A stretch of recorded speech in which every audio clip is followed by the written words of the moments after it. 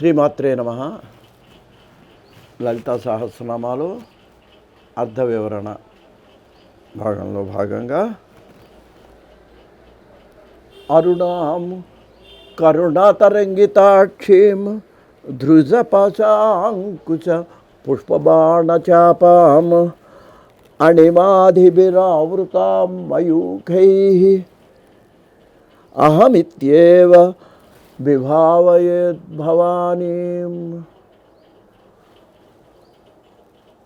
ఈ లలితా సహస్రనామాలో 12వ భాగంలో ఇప్పుడు మనం 15వ నామాన్ని వివరణ చేయదలుచుకున్నాం. ఇంతవరకు 14 నామాలు సంగ్రహ వివరణ చేయటం జరిగింది.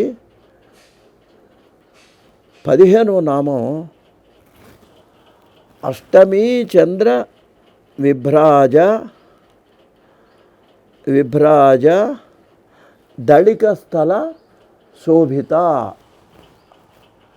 అష్టమీ చంద్ర విభ్రాజత్ అళిక స్థల శోభిత. అళికం అంటే నుదురు. అమ్మవారి యొక్క రూపాన్ని వర్ణిస్తున్నాడు. ఇంక ఇక్కడి నుంచి ఒక 5-6 నామాల్లో ఈ 15వ నామం నుంచి 20 వరకు అమ్మవారి యొక్క ముఖ సౌందర్యాన్ని వర్ణిస్తున్నాడండి. ఎవరు? హయగ్రీవుడు అగస్త్యుడు వాళ్ళ సంవాదం. హయగ్రీవ అగస్త్య సంవాదే. ఇద్దరు మహానుభావులండి. హయగ్రీవ అవతారం సాక్షాత్తు శ్రీ మహావిష్ణువు యొక్క అవతారం అది. అసలు హయగ్రీవుడు ఎవరంటే జ్ఞానప్రదాత అండి. మనకు పూర్వకాలంలో మేము పంచకావ్యాలు చదివేటప్పుడు ఈ శ్లోకం చదువు మొదలెట్టేవాళ్ళండి. ఇప్పుడు వాళ్ళు చాలామంది, మరి కొంతమందికి తెలిసే ఉంటుంది. ఇప్పుడు విద్యార్థులకు అసలు హయగ్రీవుడు ఎవరో కూడా తెలియదు. ఎందుకంటే ఇప్పుడు మనం గణపతిని ఆరాధిస్తున్నాం, ఆయన గజముఖుడు. ఈ హయగ్రీవుడు గుర్రముఖం కలవాడండి ఈయన. అందుకని ఆయన ఏమంటారనమాట, హయం అంటే గుర్రం. పూర్వకాలం సంస్కృతాలు చదివేటప్పుడు వీళ్ళు అనేవాళ్ళండి, జ్ఞానానందమయం దేవం నిర్మల స్ఫటికాకృతిం ఆధారం సర్వ విద్యానాం హయగ్రీవముపాస్మహే. ఆ హయగ్రీవుడికి నమస్కారం చేసి సంస్కృత విద్య చదివేవాళ్ళు. మరి అటువంటి హయగ్రీవుడి వలన ఈ సంవాదంలో వచ్చినవి లలితా సహస్రనామాలు. ఆయన చెప్తున్నాడండి ఏమిటనమాట, అమ్మవారి యొక్క నుదురు ఎట్లా ఉందిటండి, అష్టమీ చంద్ర విభ్రాజత్ అళిక స్థల శోభిత. ఆ నుదురుటండి ఇలా ఉంటుంది కదండి. నుదురంటే జుట్టది ఉంటే ఇలా కొంచెం బాణాకారంలో, అర్ధబాణాకారంలో ఉంటుందండి.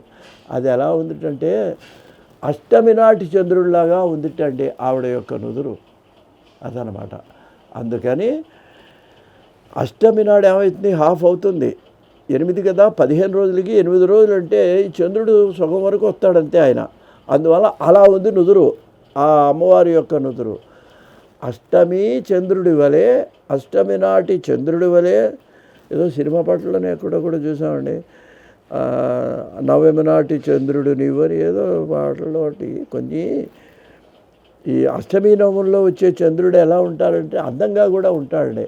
అందువలన అటువంటి అష్టమి నాటి చంద్రుడు వలె ఉన్నటువంటి నుదుడితో ప్రకాశించేటువంటి తల్లి కాబట్టి ఆవిడ్ని ఏమన్నారు, అష్టమి చంద్ర విభ్రాజ దళిక స్థల శోభిత అని చెప్పటం జరిగిందండి.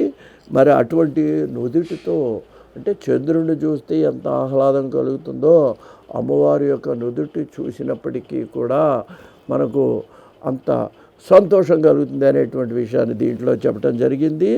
దీన్ని మనం మంత్రంగా చదివినట్లయితే ఎలా చెప్పాలంటే, అష్టమీ చంద్ర విభ్రాజ దళిక స్థల శోభితాయై నమః అంటే అది నామం అవుతుంది.